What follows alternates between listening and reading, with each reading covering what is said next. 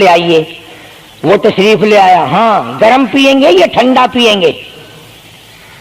اجی میں پی رکھا ہے. اجی نہیں تکلف سے کام نہ لیجئے, یہ گھر آپ کا ہی ہے. یوں نہیں کہتی میں بھی آدھی تیری ہوں. تکلف سے کام نہ لیجئے گا, یہ گھر آپ کا ہی ہے. جب اس طرح سے عورت بات کرے گی, وہ تو اگلے دن بھی بہانہ ڈھونڈ کر کے وہ تو اے میں چلتا چلتا دلہ دروازہ کھٹکھٹائے گا تیرا. اسلام نے تیری عزت بچانے کے لیے, تیری آبرو بچانے کے لیے, تیری آنکھوں سے لے سر کے بال سے لے کر تیرے پیروں کے ناخنوں تک کی حفاظت کی ہے.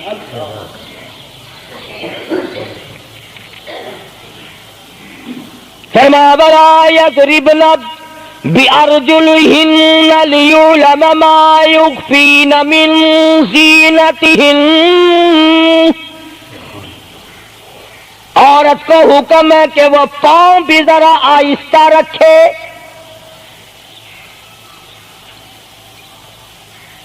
بعض مرتبہ پیروں کی آہٹ سے پتہ چل جاتا ہے جوان ہے یا بوڑھی ہے. اور آج کل تو پتہ نہیں وہ اتنی لمبی لمبی کھری ہیں جیسے بیل کے سینگ نہیں ہوتے, ایسی ایسی کھری لگی ہوئی ہیں. پتہ نہیں چلتی کیسے ہیں, گرتی نہیں, ان کے گھٹنے نہیں ٹوٹتے. عوام کے مطلب کی تو وہ جوتی نہیں ہے, یہ فرسٹ لیڈی جو ہے نا, فرسٹ کلاس لیڈیاں, ان کے مطلب کی ہیں, وہ یہ پہنتی ہیں. ان کی کھوپڑی بھی خراب, ان کی کھری بھی خراب, دونوں چیزیں بگڑی ہوئی. قرآن کہتا ہے وَلَا يَضْرِبْنَ بِأَرْجُلِهِنَّ لِيُعْلَمَ مَا يُخْفِينَ مِنْ زِينَتِهِنَّ. پاؤں بھی سنبھال سنبھال کے رکھی, کوئی بے غیرت تیرے پیروں کی نزاکت سے اندازہ نہ لگا لے کتنی حسین ہے. رب العالمین نے فرما دیا میری بندی, میں تیرا رب ہوں, تو میری بندی ہے, میں نے تجھے پیدا کیا تیری آبرو کو میں بچاؤں. اور میری بندی چہرہ نہ دکھا, ہاتھ نہ دکھا, بات نہ کر, میں تو چاہتا ہوں تیرے پیروں کا جوتا بھی کسی کو نظر نہ آئے. وَلَا يَضْرِبْنَ بِأَرْجُلِهِنَّ لِيُعْلَمَ مَا يُخْفِينَ مِنْ زِينَتِهِنَّ.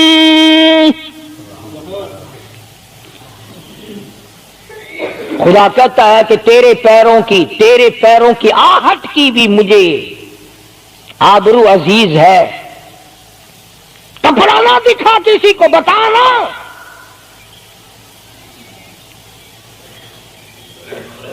ساری چیزیں اللہ پاک نے قرآن کریم میں بتلا دی. مسئلہ بنا رکھا ہے عورتوں نے بھی مردوں نے بھی. او جی دل صاف چاہیے, منہ پہ کپڑا ڈالنے سے کیا فائدہ, یوں ہی پردہ کرنے سے کیا فائدہ. دل صاف چاہیے آدمی کا, دل کا پردہ ہے. اچھا دل کا پردہ ہے, تمہیں کس نے بتایا دل کا پردہ؟ دل تو خود ہے ہی پردے میں. دل تو اللہ پاک نے کئی پردوں میں رکھا ہوا ہے, مگر تمہیں یہ معلوم نہیں. کمند کہتا ہے کہ دل کی نہیں تقصیر, دل کی نہیں تقصیر, کمند آنکھیں ظالم. دل کی نہیں تقصیر, کمند آنکھیں ہے ظالم. یہ جا کے نہ لڑتی وہ گرفتار نہ ہوتا. آنکھوں نے پہلے لڑائی کی, دل غریب گرفتار ہوگا. اور بڑی عجیب بات کہی, کتاب سے آنکھ لڑی مجھے ڈر ہے دل کا, کئی جنگ و جدل میں مارا نہ جائے تو. آنکھیں لڑتی ہیں, ہاتھ لڑتے ہیں, سر کے اشارے کام کرتے ہیں. دل غریب تو اندر بیٹھا ہے, دل کی تو شرارت چلتی ہے, وہ وہاں بیٹھا شرارت کرتا, اعضاء حرکت کر رہے ہیں. اس لیے یہ ساری چیزیں وضاحت کے ساتھ بتائی ہیں اسلام نے، کس کے سامنے آنا ہے اور کس کے سامنے نہیں آنا، کس سے پردہ کرنا اور کس سے نہیں کرنا۔ یہ لوگ جو کہتے ہیں کہ پردے کی وجہ سے عورتوں کے اندر جراثیم پیدا ہو گئے، میں کہتا ہوں اگر پردے میں رہتے رہتے عورت کے اندر بدن میں جراثیم پیدا ہو گئے، چلو تڑپ تڑپ کے تیرے دروازے پہ تو مر جائے گی، تیرے بوئے پہ تو مر جائے گی، تیری بیوی اور بیگم بن کے تو مر جائے گی۔ اگر باہر پھری ایسے جراثیم پیدا ہوں گے، مرے گی تیری نہیں مرے گی، کسی اور کی مرے گی۔ ان جراثیموں کا کیا علاج ہے؟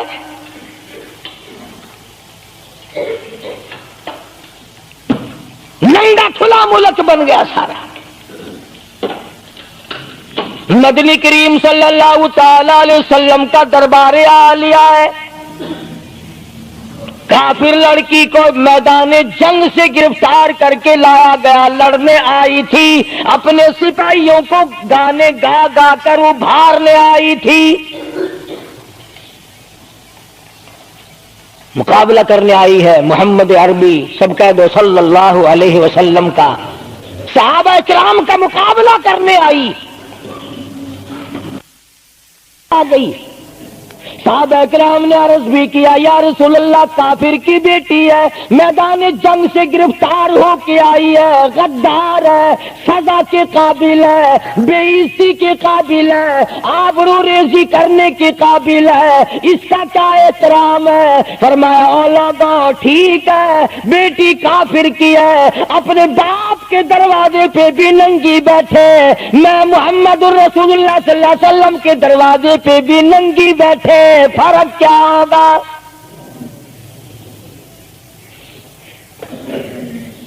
اپنے باپ کے دروازے پہ بھی ننگے سر بیٹھے اور میرے دروازے پہ بھی ننگے سر بیٹھے، تو میرا دروازہ اور ان کا دروازہ کیا برابر ہے؟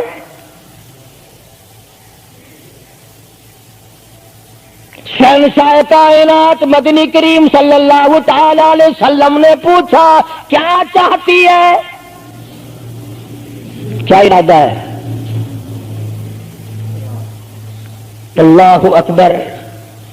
کافروں کو یہ یقین تھا کہ رحمت کا دریا ہے، کرم کا دریا ہے کالی کملی والے کی ذات اقدس صلی اللہ علیہ وسلم۔ آج ہمارا یقین نہیں، پھرتے ہیں مارے مارے۔ کافر کی بیٹی کہنے لگی مجھے تمہارے دریائے کرم سے بڑی امید ہے، مجھے آپ کے دریائے رحمت سے بڑی امید ہے، میری عزت بچاؤ گے، مجھے باعزت گھر پہنچاؤ گے، میرے گھر۔ جنگی قیدی کو یوں کون چھوڑتا ہے؟ بڑے بڑے سوالات پوچھے جاتے ہیں، تکلیفیں دی جاتی ہیں، بتا تمہارا اور کیا پروگرام ہے، تیرا بھائی کیا کرتا ہے، تمہارے سردار کیا کرتے ہیں۔ نعوذ باللہ اگر ہمارا زمانہ ہوتا، عرب کی حسین لڑکی ہو، خوبصورت لڑکی ہو اور گرفتار کر کے لائے، اگر ہمارا زمانہ ہوتا تو کیا اس کو باعزت سردار کے سامنے لاتے، پہلے ہی نہ ادھر ادھر کر دیتے؟ آپ پکے غلام ہیں، بخشے ہوئے لوگ ہیں، جنت کے ٹھیکیدار ہیں۔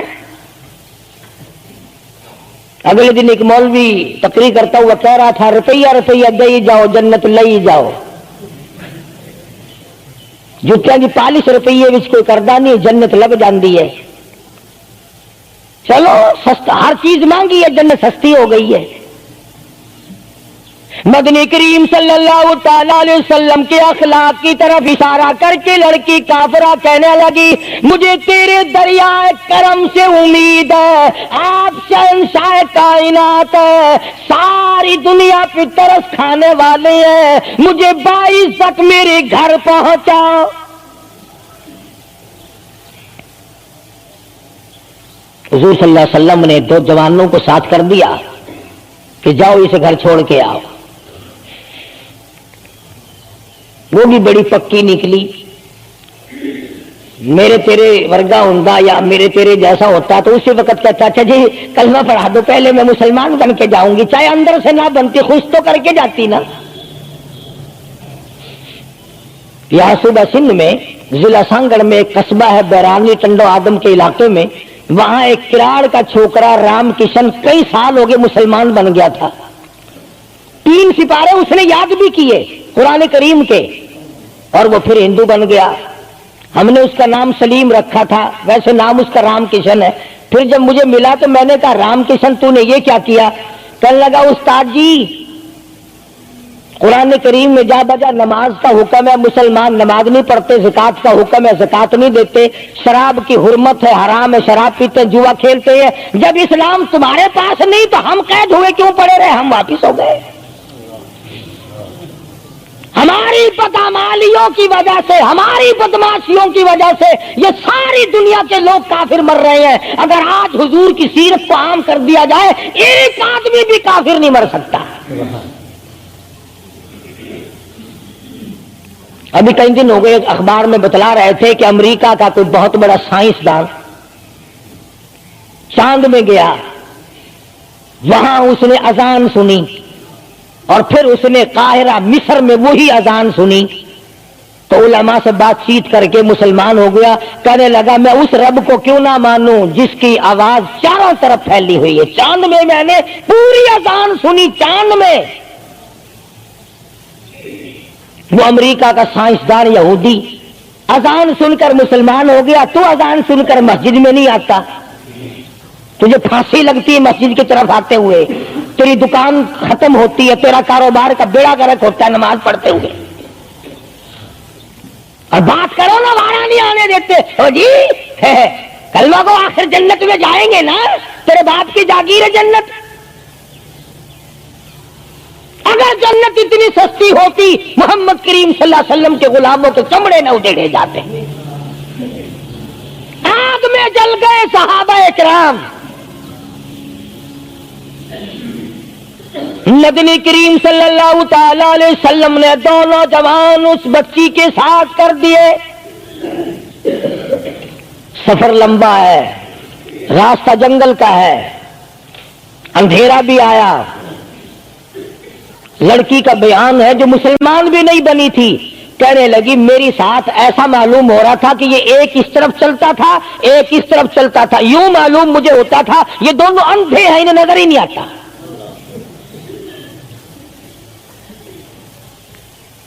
اور جب یہ کافرہ لڑکی اپنے گھر پہنچی تو بھائی نے پوچھا بتا کیا گزری؟ جوانی ہے، شباب ہے، حسن ہے، جمال ہے، قد و قامت ہے، شکل و صورت ہے، کیا بنی؟ تو جنگ میں گرفتار ہو کے گئی تھی، کیا کیا؟ قربان جاؤں اس لڑکی کے بیان پہ کہنے لگی جو میری عزت آبرو کی حفاظت مدنی کریم صلی اللہ علیہ وسلم نے کی، شہنشاہ کائنات کے غلاموں نے کی، وہ تو ماں جایا بھائی بھی نہیں کر سکتا، سگا بھائی ہو کر کے تو نہیں کر سکتا جو انہوں نے میری عزت کی حفاظت کی ہے۔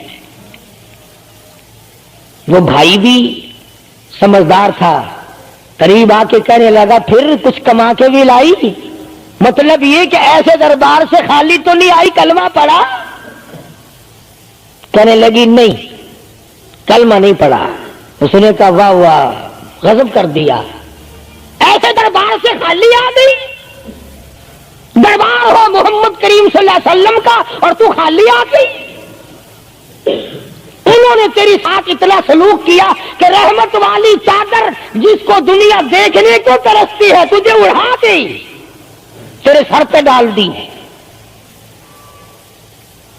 کہنے لگی نہیں میں نے کلمہ تو نہیں پڑھا، اور کہنے لگی کہ صرف اس وجہ سے نہیں پڑھا، میرا دل تو مجھے کہتا رہا کہ کلمہ پڑھوں، کہ اگر میں مسلمان ہو گئی میں یہاں ان لوگوں میں رہوں گی، جنت میں جاؤں گی، کہیں ایسا نہ ہو میرا بھائی جہنم میں نہ چلا جائے۔ اصل میں تجھے لینے آئی ہوں، دونوں چل کر اسلام قبول کریں گے۔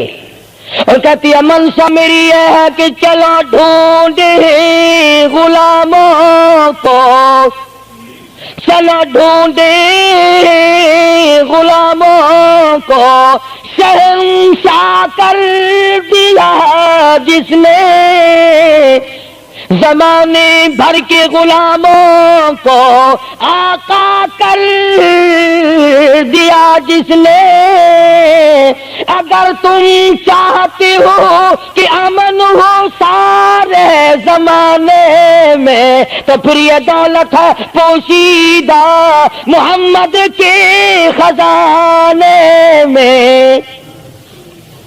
کہنے لگی دونوں چلتے ہیں، دونوں چل کر غلامی کریں گے۔ کبھی ہم دوسروں کی عزت کی حفاظت کیا کرتے تھے، آج اپنی آبرو سڑکوں پہ پھرتی ہے، شرم نہیں آتی، ڈوب کے نہیں مرا جاتا، چوڑے ہوئے بیٹھے ہیں۔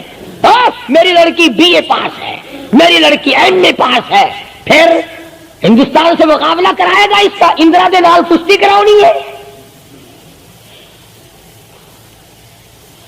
ہوگا کیا اگر وہ MA پاس ہوگی، کرے گی کیا سوائے اس کے کہ نہ روٹی پکائے نہ کپڑے دھوئے، تیری کھوپڑی مانج مانج کر کھاتی رہے، اور کیا کرے گی؟ رکھو دین سے دور اپنی بچیوں کو، پھر یہی نتیجے نکلیں گے جو آج ہو رہے ہیں۔ اللہ پاک جل شانہ نے محمد کریم صلی اللہ علیہ وسلم نے عزت کا مفہوم بتایا، تصور بتایا۔ مدنی کریم صلی اللہ تعالی علیہ وسلم کی سب سے پیاری گھر والی سیدہ عائشہ صدیقہ رضی اللہ تعالیٰ عنہا قرآن کریم کی تلاوت فرما رہی ہے۔ کچے حجرے تھے، تیرا نبی تو ساری عمر جھوپڑیوں میں گزار کے چلا گیا، تیرے دماغ میں ہر وقت بنگلے رہتے ہیں، ہر وقت کوٹھیاں رہتی ہیں۔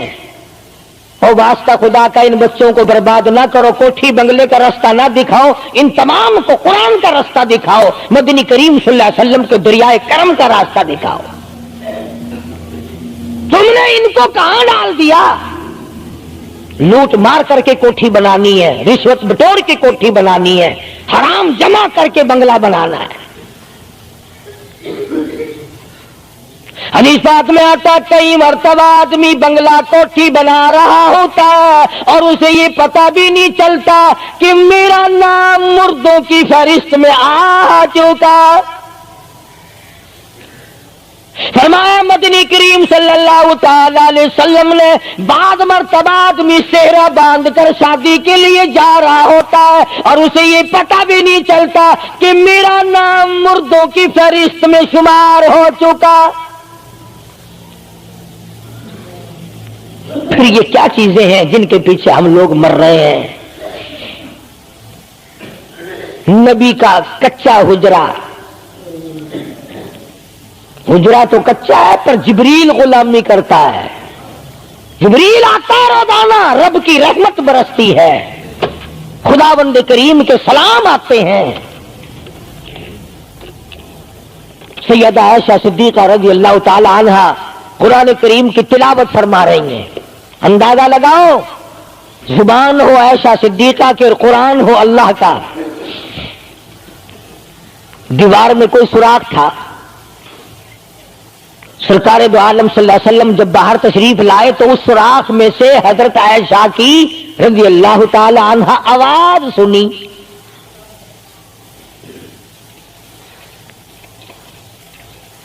آپ نے اندر جا کر حضرت عائشہ سے یہ نہیں فرمایا کہ آہستہ پڑھ لے، ہولی پڑھ لے، باہر آواز جاندی ہے، ہولی ہولی تلاوت کر، بلکہ وٹا ڈھیلا اٹھا کر لائے رحمت والے ہاتھوں سے اور اس سوراخ میں کوٹ کر بند کیا۔ ماں کی آواز امت کو نہ سنائی دے، قرآن کی آواز، ماں کی آواز، نبی کی گھر والی کی آواز، نبی نے اس کا انتظام کیا ہے۔ آج ہمارا معاشرہ تمہارے سامنے ہے، کتنی گانے والی ہیں، کتنی بجانے والی ہیں۔ علماء کرام نے لکھا ہے کہ مرتے وقت، قبر میں اتارتے وقت، جنازہ پڑھتے وقت اگر کسی کی شکل بدل جائے، کوئی تبدیلی آ جائے تو دکھانا جائز نہیں، البتہ گانے ناچنے والی کنجری کی اگر شکل بدل جائے پھر حکم ہے کہ اعلان کر کے دکھاؤ، بلا کے دکھاؤ۔ اب بھلا یہ چیزیں کون بتائے؟ ہم جتنے مولوی ہیں پیر ہیں اگر کنجری بدماش ہمیں نظرانہ دے اساں تو ٹھیکہ چکا رہے دعا کرن دا یا اللہ یہ کاروبار وچ برکت پاوے. جیسا بھی کاروبار ہوگا ہم نے تو ٹھیکہ اٹھا رکھا برکت کی دعا مانگنے کا. جو شراب بیچتا ہو شراب زیادہ بکے, جو جوا کھیلتا ہو زیادہ جوئے میں پتے لگے, جو جس قسم کا کاروبار کرتا ہو. اور نذرانے تو زیادہ دے گا ہی وہ جس کو بغیر محنت کے کمائی ملے گی. اگر آج تم ملتان شہر میں جا کر یہ اعلان کر دو کہ قاری حنیف کو جوئے کے پتوں کا پتہ ہے, جو نمبر وہ بتائے نا سٹے میں وہی لگا دو کامیاب ہو جاؤ گے انشاءاللہ. شام تک اگر 1 لاکھ روپیہ نہ آ جائے تو لالچ بھیجنا. چلے آئیں گے سارے للے تللے جاؤ جی سالو دسو ساری ایک نمبر دس دو بس پھر وارے نعرے ہیں. قرآن کوئی نہیں پوچھتا, نبی پاک صلی اللہ علیہ وسلم کی حدیث پاک کوئی نہیں پوچھتا, درود شریف کے فضائل اور ثواب کوئی نہیں پوچھتا. ہر وقت اور ہر لمحہ ہم لوگ دنیا کے پیچھے لگے ہوئے ہیں. آواز آئی میرے محبوب صلی اللہ تعالی علیہ وسلم ان عورتوں کو بتا, یا ایھا النبی قل لازواجک و بناتک و نساء المؤمنین,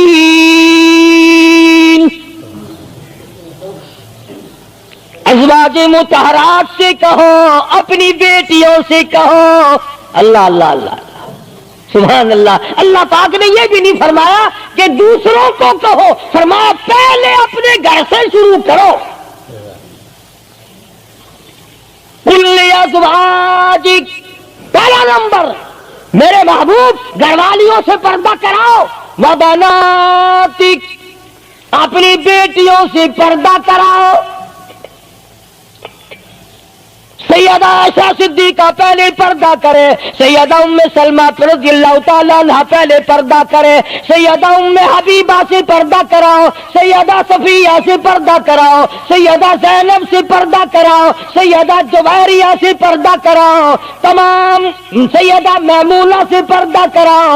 پہلے اپنے گھر سے شروع کرو, پھر بیٹیوں پہ آ جاؤ. رقیہ پردہ کرے, سیدہ زینب پردہ کرے, سیدہ ام کلثوم پردہ کرے. الہ العالمین یہ تو بڑی نبی کی پیاری بیٹی ہے, لخت جگر ہے. سیدہ فاطمہ الزہرا فرمایا وبناتک, کالی کملی والے اس لخت جگر سے پردہ کراؤ.